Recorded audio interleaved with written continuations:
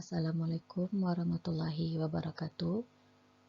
Sebelum memulai perkuliahan hari ini, alangkah baiknya kita membacakan Ibu Al-Quran Al-Fatihah. Bismillahirrahmanirrahim. Alhamdulillahi rabbil alamin. Ar-Rahmanirrahim. Maliki yaumiddin. Iyyaka na'budu wa iyyaka nasta'in. Ihdinas siratal mustaqim. Siratal ladzina an'amta 'alaihim ghairil maghdubi 'alaihim waladdallin. Amin. Semoga acara perkuliahan hari ini diberkahi oleh Allah. Amin, amin, amin ya rabbal alamin. Kita masuk pembahasan selanjutnya, pembahasan kelima mengenai perencanaan kapasitas produksi. Selanjutnya masuk ke pengertian perencanaan kapasitas. Perencanaan kapasitas merupakan hasil produksi atau volume pemprosesan atau jumlah unit yang dapat ditangani, diterima, disimpan, atau diproduksi oleh fasilitas dalam suatu periode waktu tertentu. Kapasitas menentukan persyaratan modal sehingga mempengaruhi sebagian besar dari biaya tetap. Kapasitas juga menentukan apakah permintaan dapat dipenuhi dan apakah fasilitas yang ada akan berlebih. Selanjutnya, masuk ke macam-macam perencanaan kapasitas jika ditinjau dari segi waktu. Yang pertama, perencanaan kapasitas jangka panjang. Kalau perencanaan kapasitas jangka panjang, jadi waktunya lebih dari 1 tahun. Sementara kalau perencanaan kapasitas jangka menengah, waktunya bulanan atau kuartalan. Dan perencanaan kapasitas jangka pendek, waktunya adalah harian atau mingguan. Itu perbedaannya. Selanjutnya, 4 pertimbangan khusus bagi terciptanya keputusan yang baik mengenai kapasitas. Yang pertama, ramalkan permintaan secara akurat. Sebuah peramalan yang akurat merupakan hal yang paling pokok bagi keputusan kapasitas. Apapun produk barunya, prospeknya, dan siklus hidup yang ada sekarang haruslah ditentukan. Manajemen harus mengetahui produk yang sedang ditambahkan dan produk yang sedang dihentikan produksinya, serta volume juga harus diperkirakan.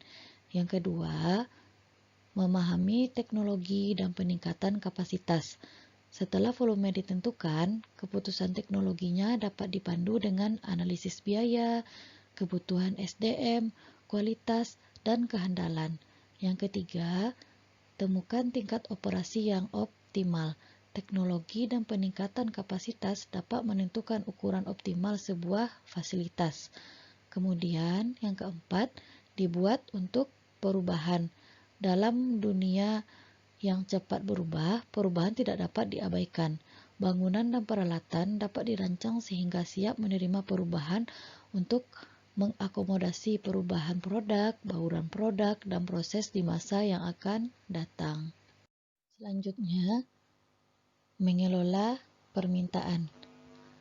Walaupun terdapat peramalan yang baik dan fasilitas yang dibangun sesuai dengan peramalan tersebut, namun terjadi ketidakcocokan antara permintaan aktual dan kapasitas yang tersedia. Mengelola permintaan ada dua. Yang pertama, jika permintaan melebihi kapasitas, maka perusahaan dapat membatasi permintaan dengan menaikkan harga, lalu membuat penjadwalan dengan litai yang panjang. Kemudian, perusahaan juga dapat mengurangi bisnis dengan keuntungan marginal. Kemudian, yang kedua, jika kapasitas melebihi permintaan, perusahaan perlu merangsang permintaan melalui pengurangan harga atau pemasaran agresif, dan bisa juga dilakukan perusahaan menyesuaikan diri terhadap pasar melalui perubahan produk. Ini juga bisa seperti perusahaan dapat melakukan promosi. Untuk mengantisipasi naik turunnya permintaan pasar, maka perusahaan perlu melakukan peramalan atau forecasting. Perubahan kapasitas yang mendadak dapat menimbulkan biaya tetap yang besar, seperti produksi pakaian sekolah. Taktik untuk menyesuaikan kapasitas dan permintaan. Yang pertama, mengubah staf yang ada dengan cara menambah atau mengurangi jumlah karyawan serta giliran kerja. Kemudian yang kedua, menyesuaikan peralatan, apakah membeli mesin tambahan, menjual, atau menyewakan peralatan yang sudah ada. Kemudian yang ketiga, memperbaiki proses untuk meningkatkan hasil produksi. Bisa juga ini memproduksi dengan menggunakan mesin baru. Kemudian yang keempat, merancang ulang produk untuk meningkatkan hasil produksi. Yang kelima, menambahkan fleksibilitas proses untuk memenuhi preferensi produk yang berubah secara lebih baik. Yang keenam, menutup pabrik. Selanjutnya mengenai pengukuran kapasitas. Pada pengukuran kapasitas ini kita membahas mengenai utilitas dan efisiensi. Sebagaimana Ananda lihat pada slide ibu sudah memikirkan rumusnya.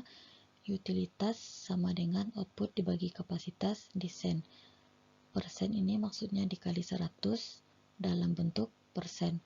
Kemudian efisiensi output dibagi kapasitas efektif. Contoh soal pertama, seperti yang Ananda lihat di soalnya silakan Ananda baca sendiri.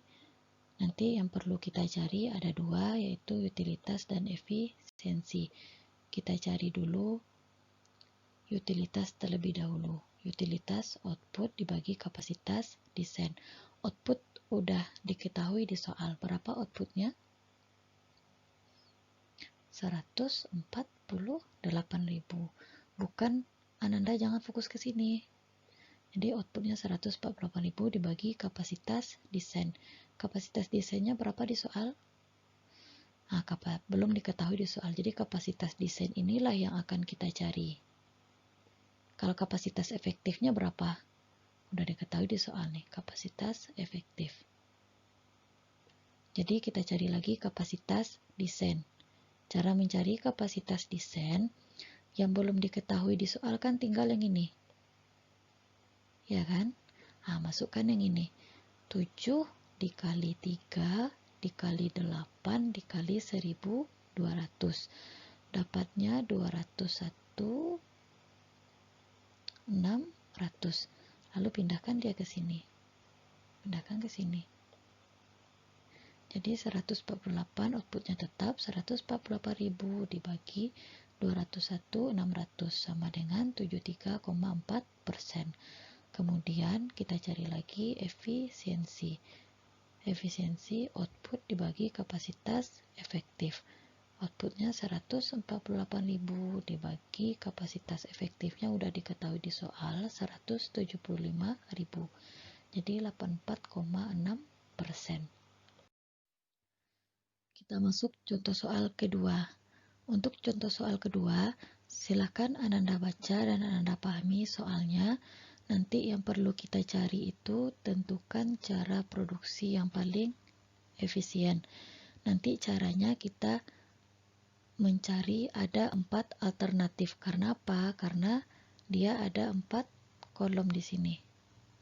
Maka nanti ada kita cari 4 alternatif. Ini rumus dari soal sebelumnya. Yang perlu kita cari itu upah buruh, biaya mesin, dan biaya bahan baku. Jadi nanti kita mencari 4 buah alternatif. Ini alternatif 1, alternatif 2, alternatif 3 dan 4. Nanti kalian yang cari sendiri. Jadi yang pertama dicari itu upah buruh. Upah buruh rumusnya jumlah unit produk per jumlah kapasitas dikali jam kerja dikali upah. Jumlah unit produk udah diketahui di soal, yaitu 150 dibagi jumlah kapasitas. Jangan lupa lihat jumlah kapasitas pada kolom pertama, karena dia alternatif pertama, berarti 10. Dikali jam kerjanya tetap. Jam kerja 8 dikali upah untuk alternatif pertama. Berarti upah pada kolom pertama. 500 sama dengan 60.000. Lalu biaya mesin, jumlah unitnya kan tetap 150. Jumlah kapasitas juga tetap 10 dikali 8 jam. Biaya mesin untuk alternatif pertama, lihat kolom pertama 50. Nih, 50 jadi 6.000. Lalu biaya bahan baku, jumlah unitnya tetap 150 dikali biaya bahan baku. Biaya bahan baku ini lihat biaya bahan baku pada kolom pertama. Jadi 15 dikali harga bahan bakunya tetap 400. Jadi yang berubah itu ini. Upah, biaya mesin, biaya bahan baku, lalu jumlah kapasitas. Itu yang berubah tergantung alternatifnya. Seandainya nanti ini baru alternatif 1. Kalau dia alternatif 1 berarti ambil semua kolom pertama, baik itu upah, biaya mesin, biaya bahan baku, dan jumlah kapasitas. Nanti kalau dia alternatif kedua, ambil juga jumlah kapasitas untuk kolom kedua, upah untuk kolom kedua, biaya mesin untuk kolom kedua, dan biaya bahan baku untuk kolom kedua.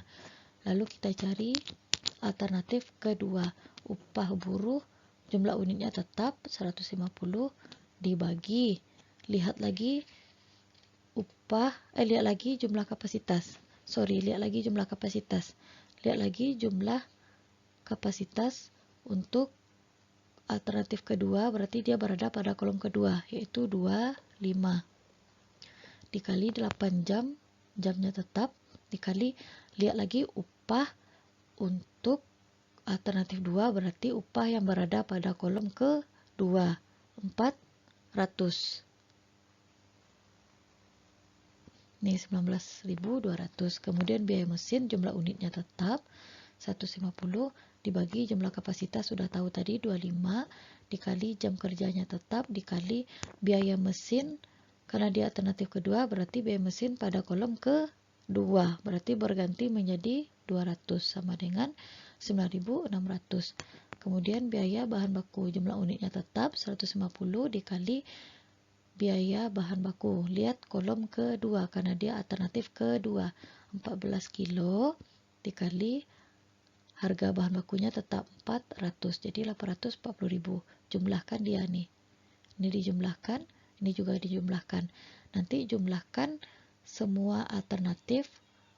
Nih, alternatif 1 juga dijumlahkan, alternatif 2 juga dijumlahkan, alternatif 3 juga dijumlahkan, dan alternatif 4 juga dijumlahkan.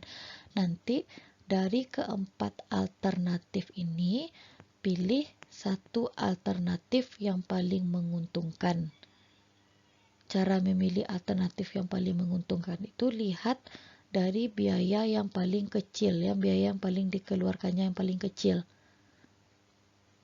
Apakah alternatif 1, alternatif 2, alternatif 3, atau alternatif 4? Soal ketiga, silakan Ananda baca dan pahami. Nanti soal ketiga ini mengenai pohon keputusan. Agar memudahkan Ananda dalam menjawab dan membuat pohon keputusan, alangkah baiknya kita bikin dulu diketahuinya, karena pada soal sebelumnya itu soalnya berbentuk soal cerita. Kita bikin dulu ketahuinya seperti yang sudah Ibu bikinkan di slide ini. Lalu kalau sudah Ananda bikinkan diketahuinya, maka kita bikin pohon keputusan lagi. Dimisalkan rumah sakit rawat jalan itu A, ini A, rawat jalan itu A, rawat jalan ini A, ini misalkan rawat jalan A, rawat inap itu B, rawat inap B. Jadi kita tinggal memasukkan angka yang sudah ada di sini saja. Jadi 0,5 dapatnya dari 50%. Lihat ini, kunjungan bertambah 25%. Kunjungan berapa? kunjungan 5.000, kunjungan berarti 5.000, terus kunjungan bertambah 25%, berarti di kunjungan bertambah 25%, kunjungan bertambah 25%. Jadi kunjungan bertambah 25% dikali dengan pendapatan 1.500 per kunjungan. Cara mendapatkan angka ini 9.375.000 itu, ini Ananda selesaikan dulu. 5.000 dikali 25%, 1.250 ditambah dengan 5.000, dapatnya 6.250,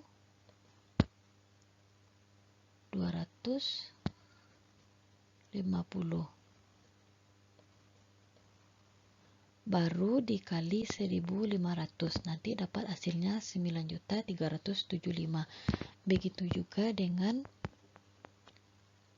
0,4 atau 40%. 0,4 kunjungannya tetap, ini kunjungan bertambah 10%. Nih, kunjungan bertambah 10%. Berarti kunjungan bertambah 10% dikali 1.500. Jadi 5.000 dikalikan dengan 10%. Jangan lupa disama dengankan dulu. Sama dengan, baru ditambahkan dengan 5.000, baru dikali 1.500. Dapat segini nanti. Yang 10% ini agak sedikit berbeda karena dia tidak ada yang bertambah. Maka 0,1 langsung saja kunjungan dikalikan dengan pendapatan. Seandainya di soal ini 10% ini ada yang bertambah, misalnya kita bikin di sini misalkan kunjungan bertambah 15%, misalkan ya. Jadi berubah dia kan, misalkan jadi begini dia jadinya lagi 5.000-nya tetap 5.000, ini tetap 5.000-nya tetap, ditambah kunjungannya tadi 5.000, kunjungannya 5.000 dikali 15%,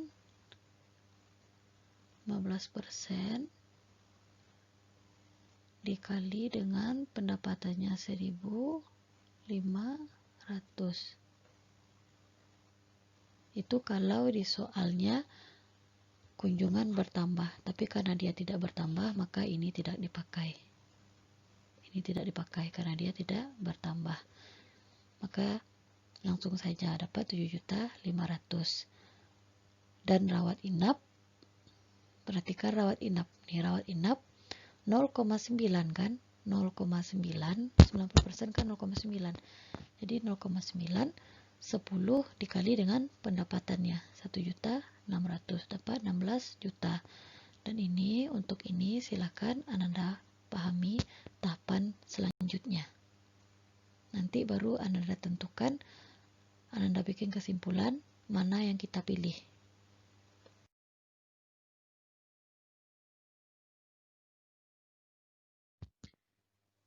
Sekian perkuliahan kita hari ini.